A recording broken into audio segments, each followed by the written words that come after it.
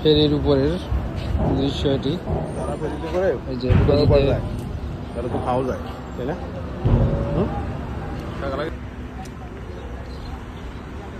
পদ্মার বুকে এক টুকরো সবুজ।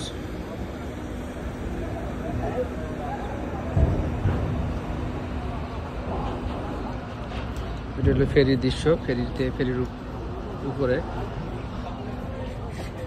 কিছু ফুল বাগান লাগিয়েছে, ফুল গাছ। আর এটা হলো পদ্মা নদী।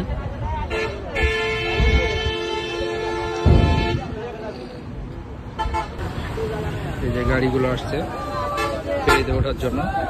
এই যে ফেরি, আমরা আছি এক ফেরিতে, আর এক ফেরিতে গাড়ি লোড হচ্ছে।